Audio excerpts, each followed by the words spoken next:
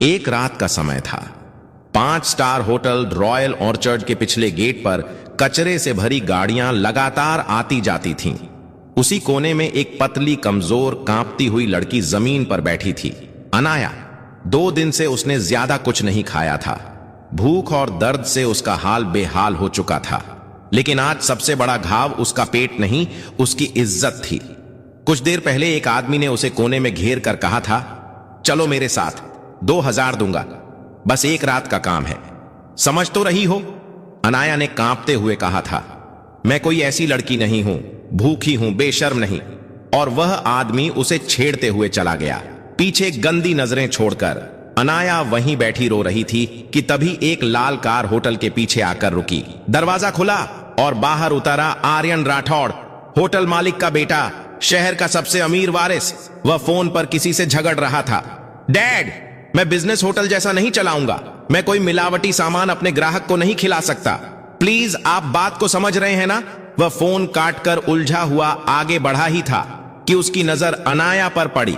वह झिनका, एक मामूली गरीब मगर बेहद खूबसूरत लड़की कचरे के ढेर के पास बैठी रो रही थी। आर्यन धीरे धीरे उसके सामने आकर खड़ा हो गया। अनाया ने डरकर कहा, मैं भीख नहीं मांग रही, मैं बस जा रही हूं। आर्यन शांत स्वर में बोला, तुम्हें किसी ने सताया है? अनाया ने जवाब नहीं दिया, बस नजरें चुरा ली। आर्यन उसके कंधों पर पड़े नीले निशान देख चुका था।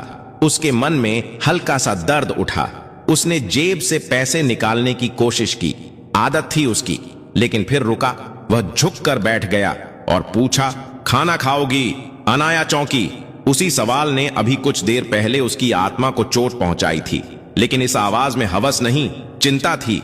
वह बहुत धीरे से बोली, हां, लेकिन मैं भीख नहीं लेती। आर्यन ने सिर हिलाया। तो नौकरी करोगी? अनाया की आंखें फैल गईं। नौकरी? 5 स्टार होटल में, मेरी जैसी लड़की? आर्यन ने आगे कहा, द रॉयल ऑर्चर्ड में लोगों की कमी है, अगर तुम चाहो तो आज से काम शुरू कर सकती हो। अनाया को यह मजाक जैसा लगा। उसने कटु आवाज में कहा, इतने बड़े होटल में मैं, लोग क्या कहेंगे? आर्यन गंभीर स्वर में बोला, उसकी चिंता तुम मत करो।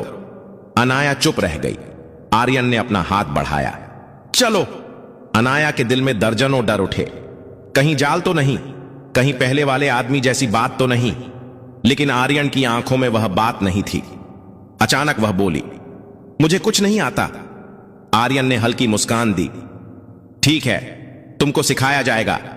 कुछ सेकंड की खामोशी के बाद अनाया ने हिम्मत करके उसका हाथ थाम लिया। जैसे ही वे अंदर पहुंचे, मैनेजर बोला, सर, ये लड़की इस होटल में, ग्राहक क्या सोचेंगे? आर्यन की आवाज तेज हो गई, ग्राहक कुछ नहीं सोचेंगे, और यह लड़की अब से स्टाफ है, समझे? मैनेजर चुप हो गया। आर्यन ने एक महिला सुपरवाइजर को बुलाया और कहा, इसे साफ कपड़े दो, खाना दो, और कल से इसे काम सिखाना शुरू करो। अनाया को जब प्लेट में गर्म खाना मिला तो उसकी आंखें भर आईं। वह चुपचाप बैठी रही, हाथ कांपते हुए। आर्यन कुछ दूर खड़ा उसे देख रहा था। उसे भी पहली बार किसी अजनबी की मदद करके ऐसा सुकून मिला था जिसे वह समझ नहीं पा रहा था। अगली सुबह होटल का किचन हमेशा की तरह शोर से भरा था। Order, timing, pressure. लेकिन उस अफरा तफरी के बीच अनाया चुपचाप खड़ी थी, जैसे किसी तूफान में से निकली हो। सुपरवाइजर कृतिका ने उसे देखा और थोड़ा ताना मारते हुए बोली, यहां काम आसान नहीं है, तुमने कभी खाना बनाया है? अनाया ने शांत स्वर में कहा, नहीं, लेकिन मैं सीख जाऊंगी। उन्होंने उसे सबसे नीचे का काम दिया, बर्तन धोना, कचरे के बैग बदलना, फर्श साफ करना। लेकिन अनाया ने एक बार भी शिकायत नहीं की। उसके हाथ छिल गए, उंगलियां लाल हो गईं, धोते धोते कलाई अकड़ गई। फिर भी वह चुपचाप काम करती रही, क्योंकि बाहर की जिंदगी उससे कहीं ज्यादा कठोर थी। शाम को आर्यन किचन में आया। उसने अनाया को देखा, गीले हाथों से झूठे बर्तन धोते हुए, झुकी हुई कमर, फिर भी आंखों में एक अजीब सी जिद। आर्यन ने पूछा, थक गई हो? अनाया कुछ बोलती, उससे पहले मैनेजर आ गया और बोला, सर, आज वीआईपी गेस्ट आ रहे हैं, शेफ का मूड खराब है, काम गड़बड़ हुआ तो होटल की इमेज। आर्यन ने उसे बीच में रोक दिया, तुम अपना काम करो, उसे कहो कि मूड ठीक करे और काम पर लग जाए, और यह लड़की, इसे परेशान करने की कोशिश मत करना। मैनेजर चुप हो गया। किचन में अचानक हड़कंप मच गया। शेफ निखिल गुस्से में चिल्ला रहा था, क्रीम सॉस जल गया। किस निकम्मे ने इसे गैस पर छोड़ा? सब डर गए, कोई आगे नहीं आया। अनाया को लगा जैसे यह आवाज उसके पिछले जीवन की गालियों जैसी है। एक और आरोप, एक और अपमान। लेकिन उसने धीरे से कहा, अगर थोड़ा दूध डालकर धीमी आंच पर चलाएं और ऊपर से कुटी छीनी तो कड़वाहट कम हो जाएगी। पूरा किचन एकदम चुप। शेफ निखिल भड़क उठा, तू सिखाएगी मुझे? तू जानती भी क्या है? आर्यन सब देख रहा था। वह आगे आया और बोला, करके देखते हैं। शेफ निखिल ने अंछा से वैसा ही किया। कुछ मिनट बाद जब सॉस तैयार हुआ, उसने छका और उसकी भौहें ऊपर उठ गईं। आर्यन ने पूछा, कैसा है? शेफ निखिल ने अनमने स्वर में कहा, बिल्कुल ठीक, पहले से बेहतर। सबकी नजरें अनाया पर टिकी थीं। वह घबरा कर बोली, मेरी मां कहती थी खाना खराब नहीं करते थे, सुधार लेते हैं। यह सुनकर आर्यन के अंदर कुछ गहराई से हिल गया। उसे अचानक महसूस हुआ कि इस छोटी सी लड़की में बहुत कुछ है जो बाहर की दुनिया ने अभी तक नहीं देखा। रात के वक्त जब काम खत्म हुआ, अनाया लॉकर रूम में बैठी थी। उसके हाथ दुख रहे थे, लेकिन उसके होठों पर हल्की सी मुस्कान थी। शायद महीनों बाद। तभी दरवाजा खुला। आर्यन अंदर आया, हाथ में फर्स्ट एड बॉक्स लिए। अनाया चौंक गई। आप यहां? आर्यन शांत स्वर में बोला, अपना हाथ धो, पट्टी कर देता हूं। अनाया ने हाथ छुपाते हुए कहा, जरूरत नहीं साहब, आदत है मुझे दर्द की। आर्यन ने धीरे से कहा, अगर दर्द आदत बन जाए तो इंसान खुश होना भूल जाता है। उसने जबरदस्ती नहीं की, बस बॉक्स उसकी ओर बढ़ाकर बोला, खुद कर लो। अनाया ने बॉक्स लिया। आर्यन मुड़कर जाने लगा। तभी अनाया ने धीमे से कहा, आज किसी ने पहली बार मेरा कहा माना, अच्छा लगा। अगली सुबह अनाया किचन में थोड़ी पहले आ गई। लोग धीरे धीरे आने लगे, लेकिन आज उसकी ओर ज्यादा नजरें उठ रही थीं। कल सॉस सुधारने वाली घटना सबके बीच चर्चा बन चुकी थी। कृतिका ने आते ही कहा, आज तुम सब्जी कटाई सेक्शन में रहोगी, बर्तन धोने का काम कोई और करेगा। अनाया चौंक गई, लेकिन कल ही तो शुरू किया था मैंने।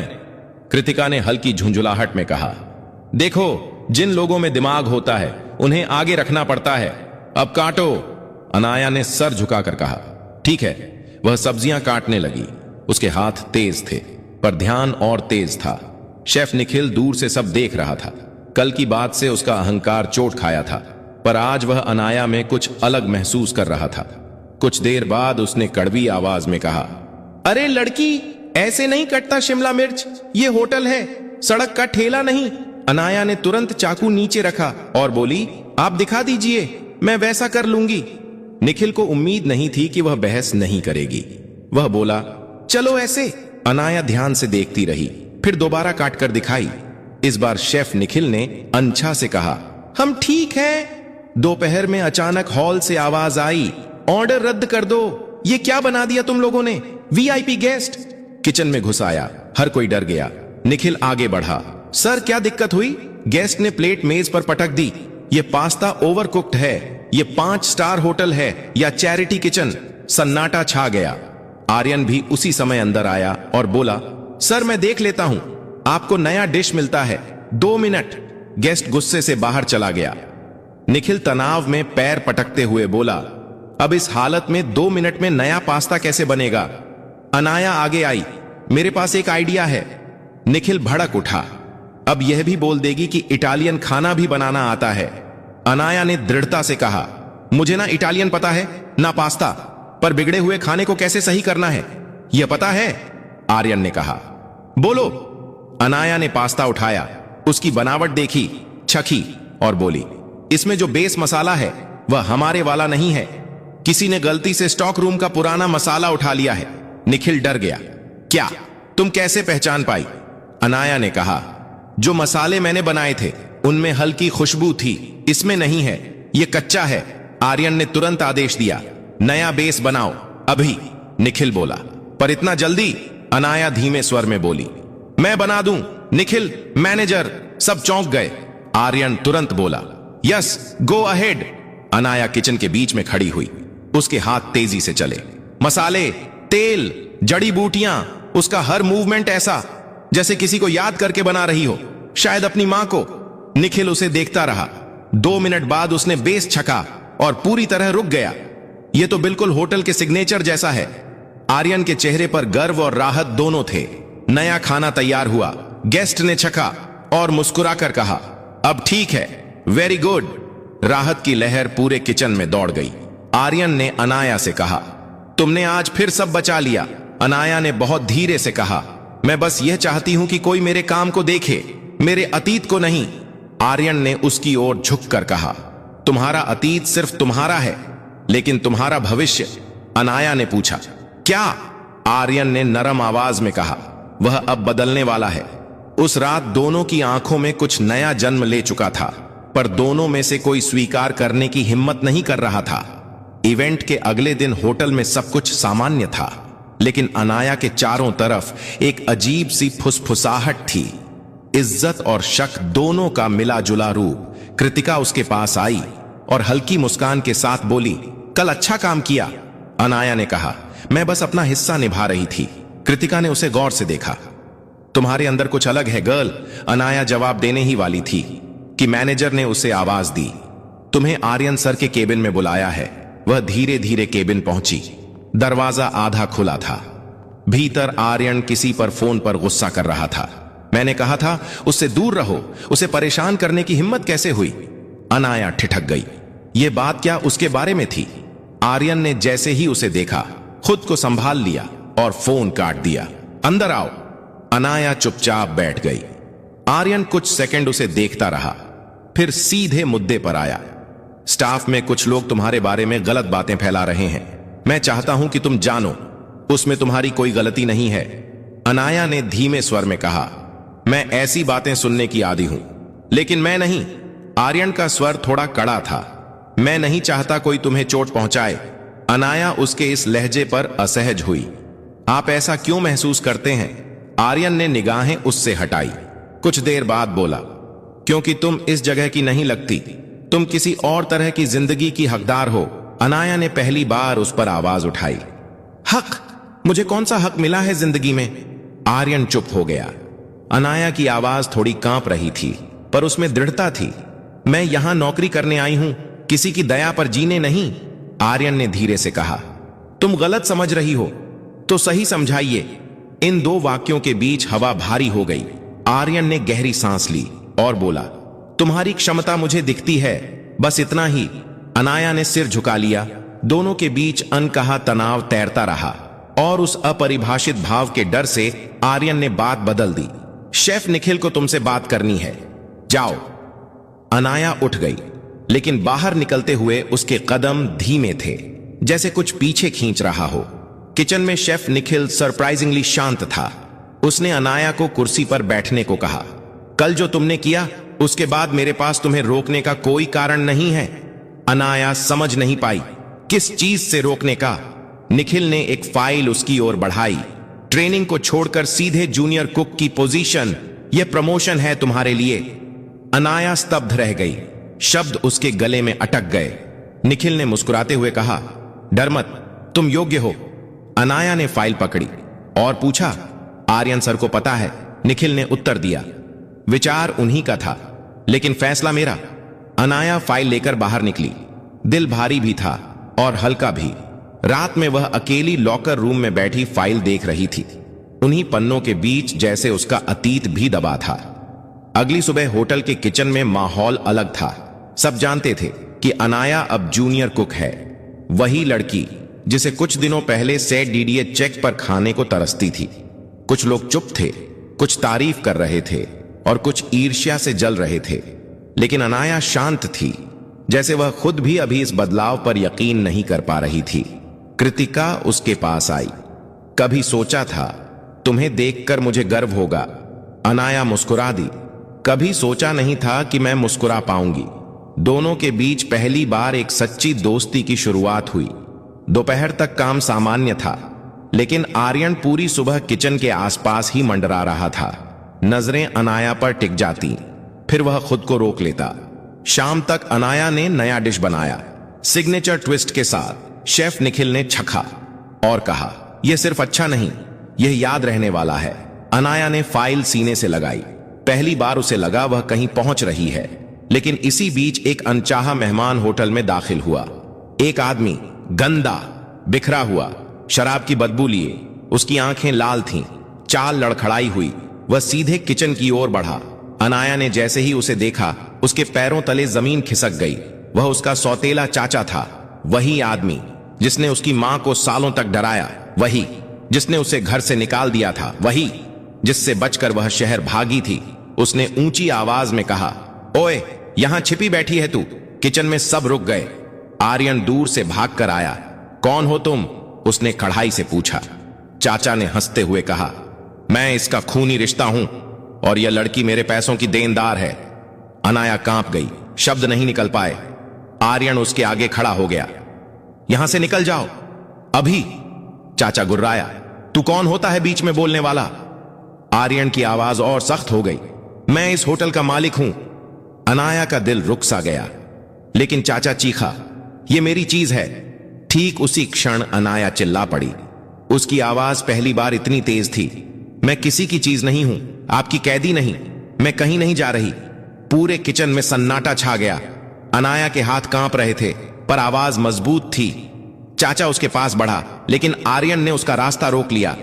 एक कदम और बढ़ाया तो पुलिस बुलाऊंगा। आर्यन की आंखों में गुस्सा भी था, डर भी।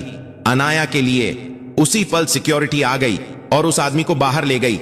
जाते जाते चाचा चीखा, तू वापस आएगी, तेरा सच इन सबके सामने। आर्यन गरज कर बोला, एक शब्द और कहा तो यहीं से जेल जाएगा।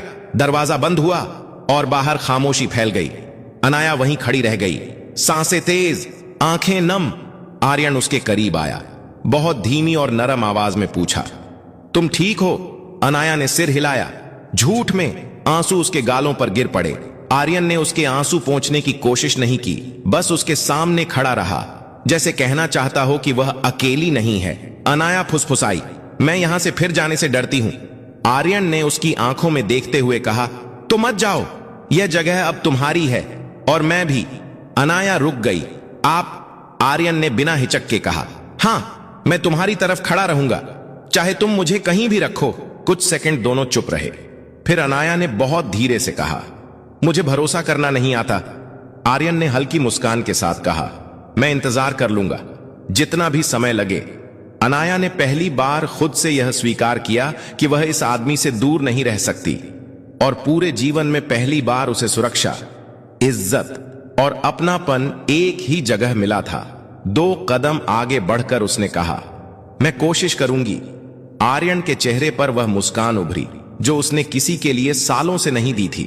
अनाया ने उससे हाथ मिलाया, बहुत हल्के से, लेकिन उन उंगलियों की पकड़ में पूरा भविष्य बदलने की ताकत थी। उस पल किचन में सिर्फ 2 लोग थे, एक गरीब लड़की जिसने खुद को फिर से बनाया था और एक अमीर लड़का जिसने पहली बार किसी को दिल से महत्व दिया।